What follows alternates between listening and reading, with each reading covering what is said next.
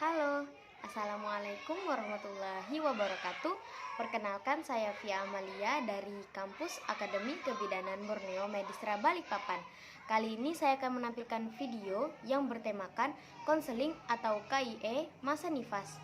Selamat menyaksikan. Permisi Ibu, selamat siang. Perkenalkan, saya Bidan Via Amalia yang bertugas pada siang hari ini ya Ibu, dengan Ibu Sari ya. Baik, tujuan datang untuk pemeriksaan atau kontrol nifas ya Ibu. Nah, nanti setelah pemeriksaan saya akan memberikan konseling terkait masa nifas ya Ibu. Apakah Ibu bersedia? Baik, karena Ibu bersedia, izinkan saya untuk mempersiapkan ruangan seperti bersih, nyaman, dan alat apabila ada yang diperlukan. Selanjutnya, menutup sampiran. Langsung saja ya Ibu, selanjutnya saya memberikan informasi terkait nifas. Nah, yang pertama itu ada gizi dalam Ibu nifas. Nah, terkait gizi Ibu nifas ini, yang pertama ketika masa nifas Ibu perlu asupan nutrisi yang diberikan kepada Ibu untuk memberikan ASI pada bayi. Nah, gizi Ibu nifas ini banyak macam-macamnya. Dalam satu hari, yang perlu kita perhatikan adalah jumlah kalori Ibu. Nah, jumlah kalori dewasa itu normalnya 1.700 sampai 2.000 kalori per hari. Nah, untuk Ibu sedang menyusui, maka Ibu boleh menambahkan kalorinya agar kalori kebutuhan Ibu tercukupi. Untuk ASI juga mencukupi. Nah, biasa ditambahkan dari separuh atau sebagian dari kalori Ibu. Misalnya nih, dari 2.000 kalori. Nah, kalau separuhnya berarti 1.000 kalori. Nah, berarti total dari kalori perharinya adalah 3.000 kalori per hari. Agar Ibu bisa memberikan nutrisi yang baik dan ASINya lancar ya Ibu. Tidak hanya kalori ya Ibu, perlu kita perhatikan jumlah nutrisi yang masuk ke tubuh Ibu, bukan hanya karbohidrat saja. Nah, jadi ada vitamin, mineral, sayur, dan protein yang tinggi. Kenapa protein yang tinggi? Karena protein dapat membantu penyembuhan luka dengan cepat yang ada pada Ibu, baik luka perineum atau luka setelah sesar.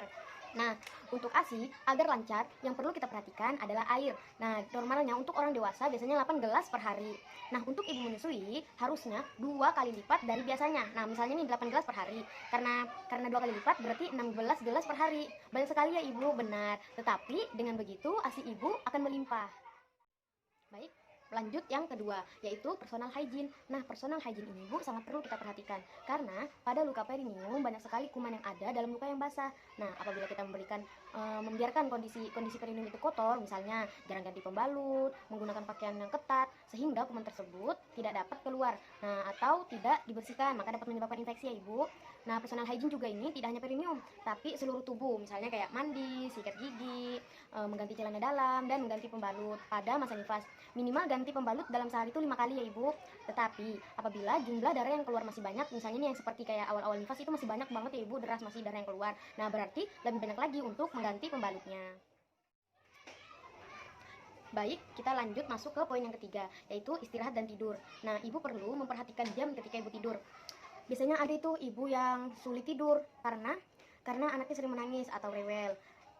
Setiap malam seperti itu Ibu. Nah, maka ketika siang Ibu mengikuti jam tidur si bayi. Jika ada pekerjaan-pekerjaan lain, nah disitulah Ibu membutuhkan peran keluarga semasa Ibu dalam masa nifas. Minimal Ibu jam tidur itu 8 jam agar Ibu mampu tetap memproduksikan ASI dengan baik dan Ibu cepat kembali sehat seperti sedia kala. Baik, lanjut poin keempat, yaitu pemberian ASI eksklusif. Nah, kenapa sih harus diarahkan memberikan ASI eksklusif? Perlu kita ingat Ibu, bahwa ASI itu makanan utama bayi. Nah, ketika makanan utama bayi sudah cukup dengan ASI, tidak perlu kita menambahkan apapun dalam makan makanan bayi di saat usia 0 sampai 6 bulan.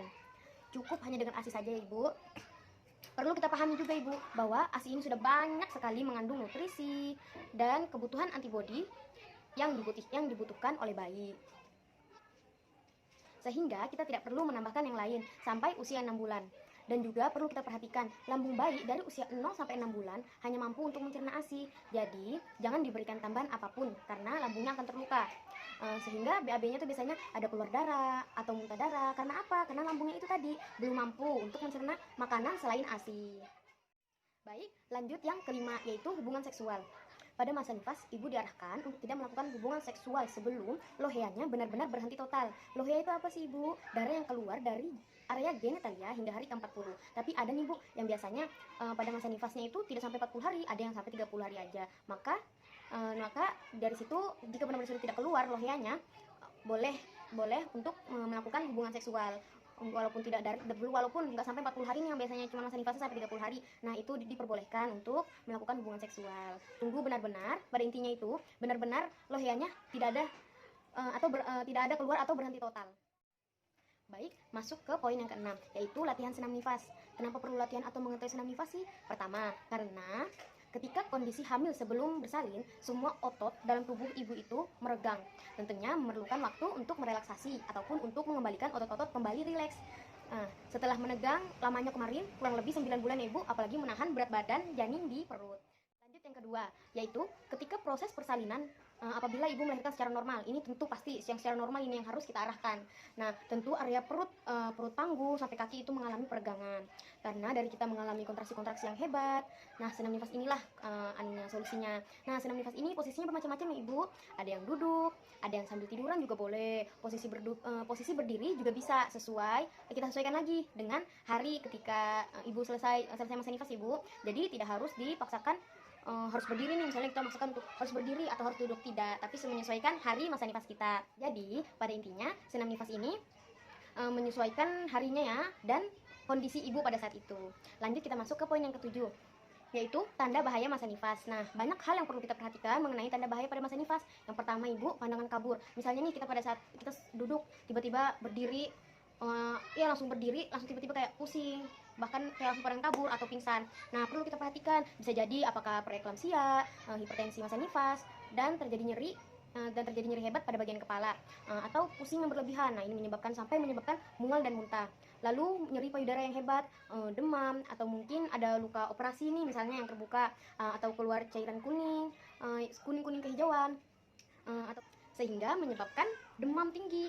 Nah, perlu kita koreksi apa ini kenapa, apakah itu termasuk infeksi masa nifas, sehingga hal-hal tersebut harus kita sadari atau harus ibu sadari bahwa ini adalah tanda bahaya atau pendarahan yang keluar sangat banyak. Misalnya nih sebelum setengah jam nih ganti pembalut, belum setengah jam pembalut itu sudah penuh dan isinya itu udara segar yang keluar. Ibu perlu kita perhatikan bahwa itu adalah kondisi tanda bahaya masa nifas. Jadi mesti kita koreksi kelainan yang ada pada masa nifas. Baik, masuk ke poin yang ke-8, yaitu KB. KB itu apa ibu? KB adalah keluarga berencana ya ibu. Nah, KB apa sih yang cocok untuk ibu yang menyusui? Misalnya nih, ibu mau menyusui untuk 6 bulan ke depan. Kira-kira KB apa yang aman seperti itu ya ibu? Nah, pertama perlu kita ketahui bahwa ada yang namanya KB alami, yaitu MAL. MAL itu apa ibu? Metode amenorelaktasi. Nah, metode amenorelaktasi adalah KB secara alami ketika ibu menyusui bayi dalam kondisi sedang menggunakan KB sebenarnya. Kenapa? Karena saat menyusui, hormon dalam tubuh ibu akan mengeluarkan hormon oksitosin, yaitu hormon untuk menyusui, sehingga hormon estrogen dan progesteron akan dihambat atau terhambat. Nah, dari situ sebenarnya ibu sedang menggunakan KB, sehingga sulit untuk terjadinya pembuahan.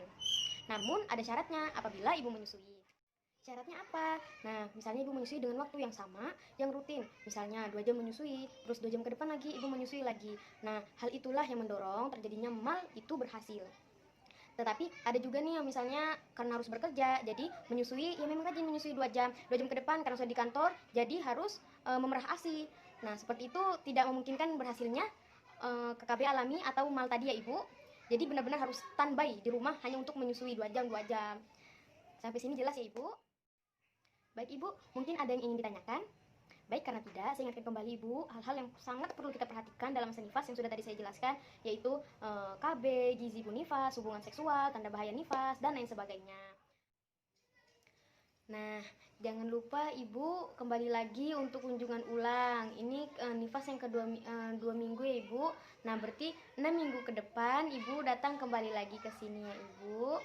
Baik, selanjutnya saya melakukan pendokumentasian. Pendokumentasian tersebut meliputi nama, usia, lahir anak keberapa atau nifas anak keberapa, hari atau kunjungan nifas yang keberapa, dan yang terakhir KY apa yang diberikan ibu untuk hari ini. Baik ibu, semoga lekas sembuh, ditunggu kehadirannya kembali untuk kunjungan ulang. Terima kasih ibu.